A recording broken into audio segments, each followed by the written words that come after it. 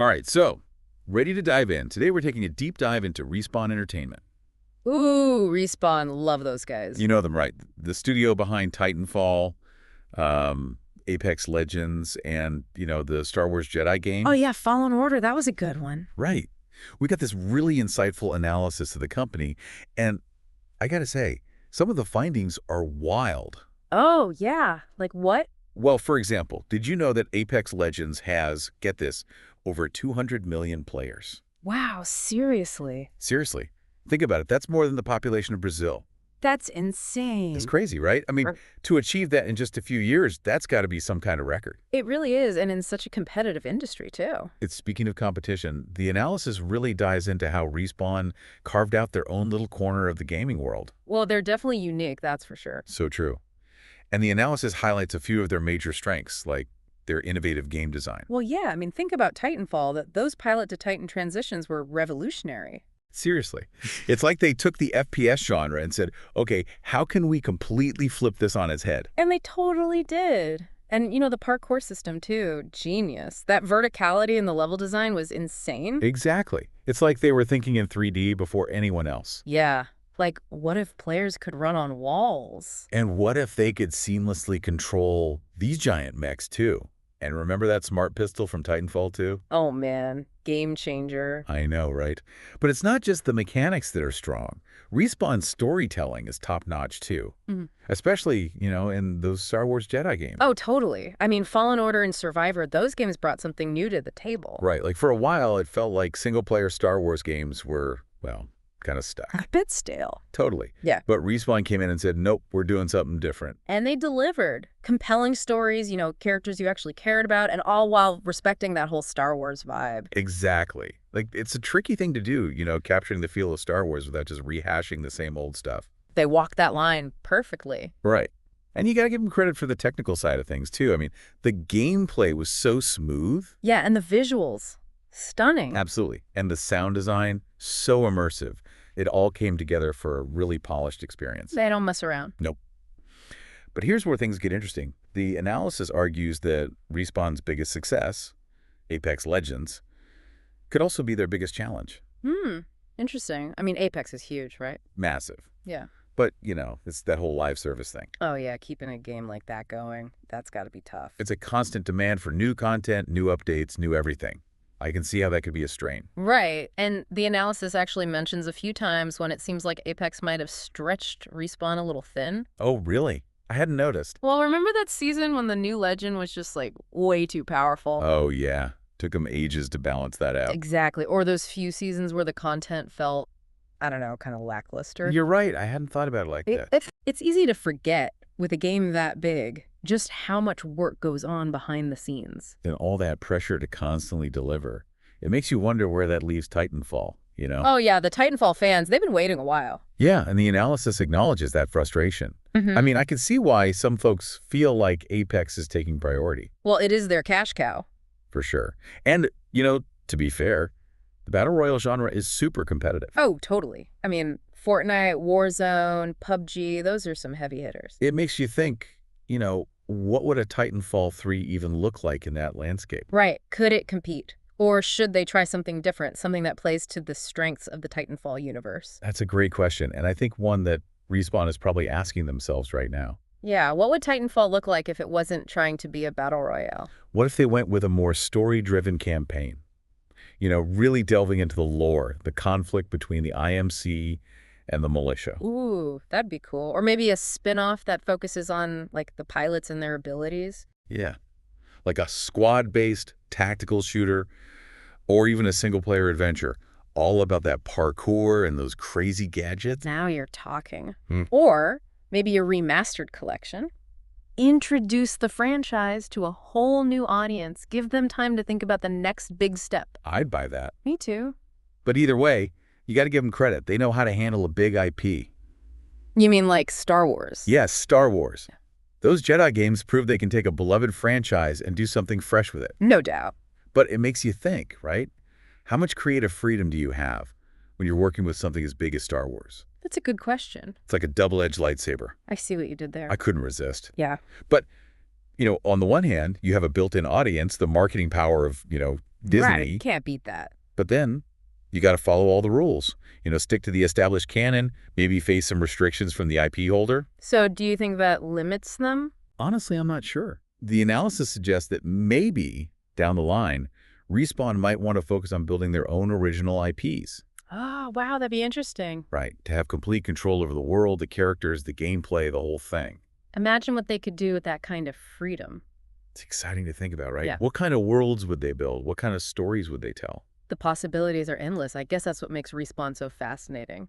They really do have that potential to push the boundaries of gaming. Definitely talented, experienced, ambitious. Yeah. Yeah. But before we get too ahead of ourselves, let's take a closer look at some of those challenges they're facing. The balancing act of keeping their existing franchises alive while also exploring new ideas and IPs. Yeah, it's good to me. Let's do it. Let's go. So we've talked about, Respawn's success and how a game like Apex Legends can be such a tricky thing for a studio. All right, like a blessing and a curse kind of thing. Totally.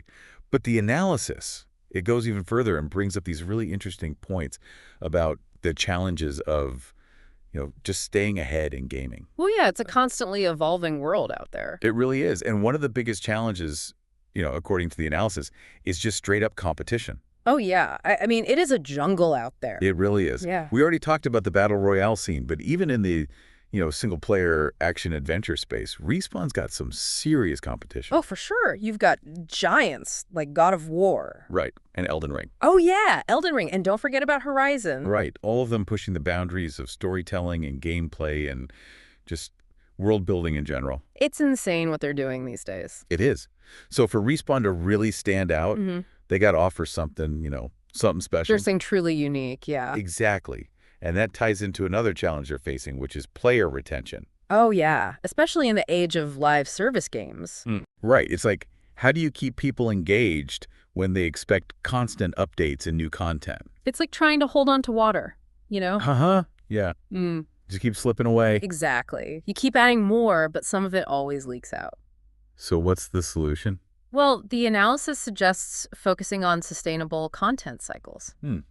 What does that mean? So instead of, pushing for these massive updates every few months. Which can lead to burnout, right? Exactly. Burnout for the developers. Makes sense. Yeah. So maybe a more measured approach is the answer. So like a steady stream of content, but at a pace that's manageable? Precisely. Quality over quantity, delivered at a pace that works for both the developers and the players. I can bait. It's a win-win. And of course, we got to talk about monetization. Oh, the dreaded M word. Yeah, it's unavoidable, right?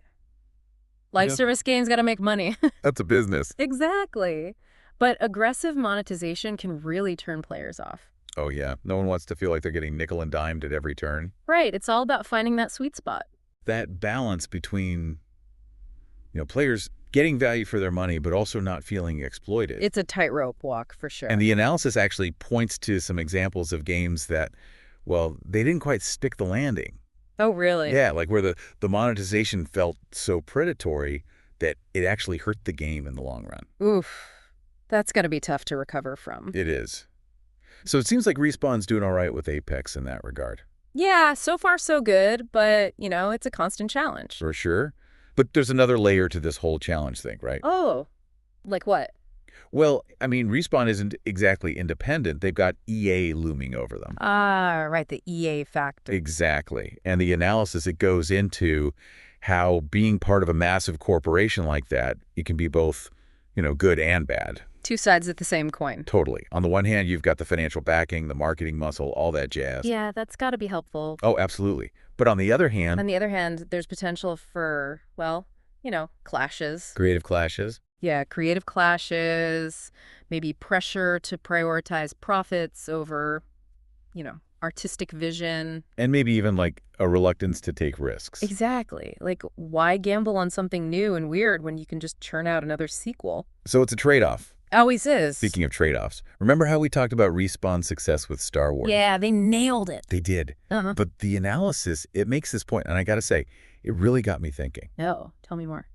So they argue that relying too much on established IPs, even one as, universally loved as Star Wars, it could actually hold Respawn back in the long run.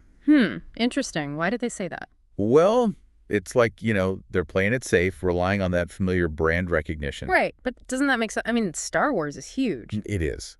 But the analysis suggests that it might prevent them from taking bigger risks, from truly innovating. So it's like they're too comfortable in that Star Wars sandbox. Kinda, yeah. And, while those Jedi games have been great, Oh, yeah, definitely. what about Respawn's own voice? What about their own original ideas and stories? So they're at risk of becoming like the Star Wars studio. Exactly. And that their own work, their own unique vision might get overshadowed. And even with a universe as big as Star Wars, there are still creative limitations. Right. You got to work within the established canon. You got to play by the rules. It's a trade-off, like we said. So the analysis speculates that maybe, just maybe, we'll see Respawn shifting gears in the future. Like focusing more on original IPs. Exactly. And honestly, I got to say, that excites me. Me too. I mean, think about it. They've proven they can innovate, they can tell a good story, they can make a damn good game. And with their own IP, they'd have complete freedom. No rules, no restrictions, just pure creative energy. The possibilities are endless. A gritty cyberpunk world, a whimsical fantasy realm, who knows? Or something completely out of left field. A genre-bending masterpiece that no one saw coming. Now you're talking. Yeah. And you know what? Whatever they choose to do, I have faith in them. Me too. They've got the talent, the passion, the drive. They really do. Yeah. But the big question remains, how are they going to navigate all these challenges and opportunities? Yeah. What does the future hold for Respawn?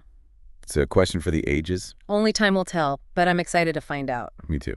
All right, so we've looked at, what Respawn's good at, their wins, the stuff they're up against.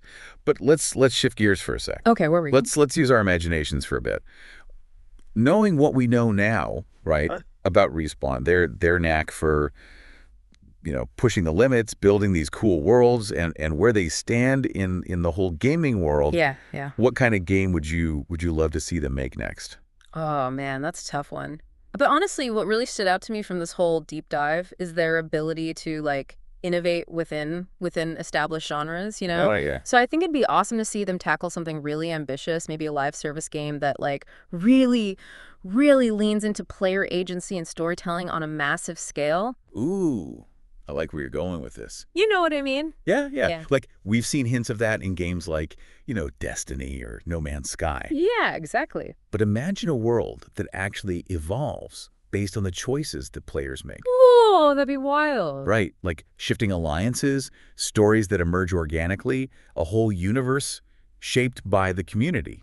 That's a huge undertaking, though. I mean, you'd need some seriously complex systems. Oh, absolutely. And a deep understanding of, player psychology. Yeah, for sure. But, Respawn, they've already shown they can handle that kind of complexity. And they're great at building communities. They are. And they could use that fast-paced action, those intuitive controls they're known for, to make this world, super dynamic and engaging. I'm already picturing it.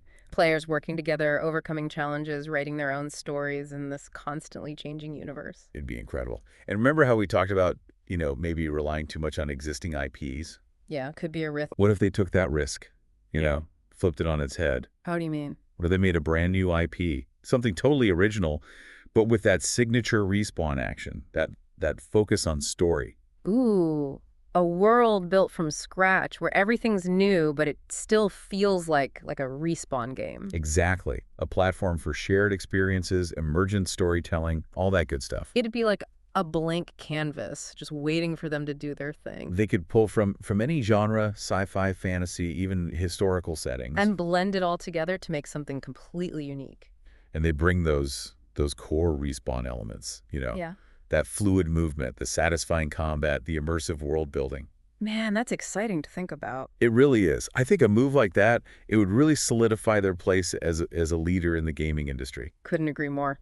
So we've covered a lot of ground today, haven't we? Yeah, we really dug deep into Respawn. We've seen how they rose to the top, their strengths, their weaknesses, and all the possibilities that are out there for them. And the challenges. Don't forget about the challenges. Oh, for sure. But ultimately, their future is, it's in their hands. It's their story to write. It really is. And on that note, I think it's time for us to wrap things up. Time flies when you're having fun. It really does. But before we go, we want to hear from you. What are your big takeaways from, all this Respawn talk? Yeah, what kind of game do you want to see them make next? Head over to our social media. You know the drill. Let us know what you think. And until next time, keep exploring, keep asking those tough questions, and keep diving deep. See you next time.